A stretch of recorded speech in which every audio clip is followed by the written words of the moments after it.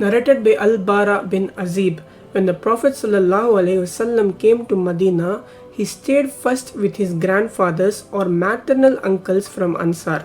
He offered his prayers facing Baitul Maqdis, Jerusalem, for 16 or 17 months, but he wished that he could pray facing the Kaaba at Mecca. The first prayer which he offered facing the Kaaba was the Asr prayer in the company of some people. Then one of those who had offered that prayer with him came out and passed by some people in a mosque who were bowing during their prayers facing Jerusalem. He said, addressing them, "By Allah, I testify that I have prayed with Allah's Messenger ﷺ facing Mecca, Kaaba." Hearing that, those people changed their direction towards the Kaaba immediately.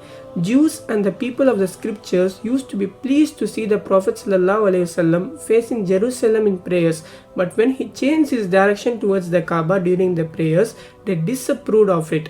Al-Bara added, "Before we changed our direction towards the Kaaba, Makkah in prayers, some Muslims had died or had been killed, and we did not know what to say about them regarding their prayers.